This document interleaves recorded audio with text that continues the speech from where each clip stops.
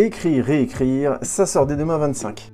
Quelle meilleure manière de raconter une histoire que de la raconter à nouveau? De l'histoire au documentaire, du réel à la fiction, d'un premier montage au director's cut, ce sont les mêmes mots prononcés différemment. Et c'est ainsi que naît la nouveauté en ce mercredi 16 mars 2022. Notre-Dame brûle de Jean-Jacques Hano. Alors Jean-Jacques Hano, c'est le synonyme depuis plus de 20 ans de ce qu'est un grand film, au même niveau qu'un James Cameron, et je pèse mes mots. Tous ces films ont été des défis techniques d'ampleur. Stalingrad, Le nom de la rose, L'ours, La guerre du feu, pour des résultats qui allient spectaculaire et sens de l'attention cinématographique. Son nouveau film raconte l'histoire d'une cathédrale qui brûle du point de vue des pompiers.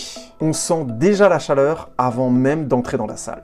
Rocky vs Drago par Sylvester Stallone et le making-of par John Herzfeld. Oui, alors là, voilà bien un projet que je n'attendais pas du tout, encore plus que Matrix 4, c'est dire. Et Rocky, tout aussi épique qu'il pouvait être, était, bien que cela déplaise aux fans, de très mauvais films de combat de boxe. Si les entraînements pouvaient paraître vraisemblables, il n'en était rien des combats, ressemblant plus à de la danse qu'à l'art pugilistique. Et le 4 était en ce sens le pire de la série, poussant dans l'exagération ce qui était déjà très exagéré. Voir Stallone revenir sur ce film avec sa compréhension actuelle du montage, du cadrage et de la boxe est ainsi très intriguant. Bien des extravagances du premier montage, un florilège de ce qui se fait de pire dans le cinéma grand public des 80s pourrait disparaître, et ce film pourrait se réhabiliter dans une saga qu'il avait jadis plombée. Ajoutez à cela la sortie d'un making-of de ce remontage, absolument passionnant et disponible dès maintenant sur YouTube, et vous n'avez aucune raison de ne pas donner sa chance à l'enfant raté de Rocky. Il pourrait avoir de beaux restes. L'Empire du silence de Thierry Michel.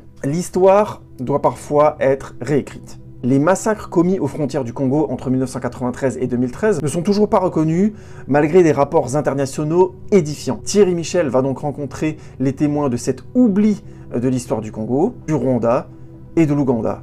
617 massacres reconnus comme des crimes de guerre, mais toujours aucun procès. Un documentaire nécessaire parce que cette page de l'histoire ne doit pas rester blanche. Et vous, quelle histoire allez-vous écrire cette semaine ?